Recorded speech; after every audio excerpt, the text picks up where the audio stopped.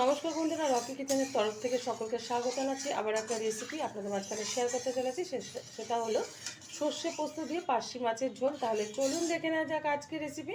ওভেনে একটা কড়াই বসিয়ে তাতে দিয়ে দিয়েছি কিছুটা তেল। তেলটা গরম হয়ে যাওয়ার পর দিয়ে দিলাম হাফ চামচ মতো হলুদ গুঁড়ো। আর এদিকে কিন্তু পার্শে মাছগুলো ভালো করে ধুয়ে পরিষ্কার করে হালকা একটু নুন মাখিয়ে নিয়েছি। এখন এগুলো ভালোভাবে ভেজে নেব কড়াইয়ের মধ্যে ছেড়ে।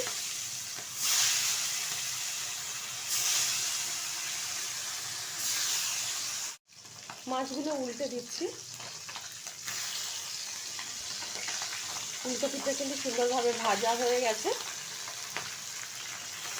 এই পিঠটা ভালোভাবে ভেজে তুলে নেবো একটা পাত্রে। যেগুলো ভাজতে বাকি আছে সেমভাবে ভেজে নেব। মাছগুলো ভেজে তুলে নিয়েছি একটা পাত্রে। এখন এই তেলেই দিয়ে দেবো কিছুটা কালো জিরে ফোড়ন, দিয়ে দিচ্ছি 1 চামচ হলুদ গুঁড়ো, দিয়ে দেবো এখানে কিছুটা পরিমাণ মতো জল নিয়েছি কুচিয়ে নেওয়া কিছুটা ধনে পাতা, আর একটা টমেটো ঢেলে দিচ্ছি কড়াইয়ের মধ্যে। এখন এর মধ্যে দিয়ে দেবো কিছুটা সর্ষে গুঁড়ো,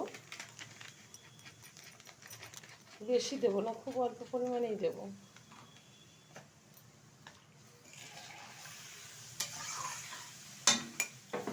দিয়ে দিচ্ছি কিছুটা গোটা পোস্ত,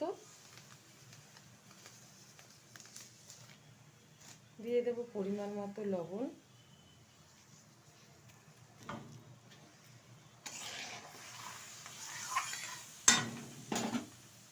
এখন দিয়ে দিচ্ছি পরিমাণ মতো লঙ্কার গুঁড়ো।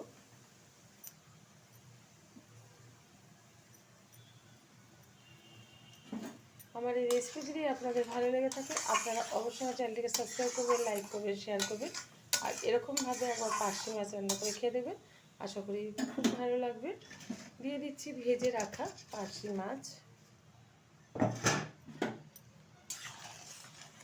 এটা হাই আছে রান্না করে নেব 5 মিনিট ধরে। ঢাকার কোনো দরকার নেই, ঢাকনা ছাড়াই কিন্তু হাই আছে রান্না করে নিচ্ছি।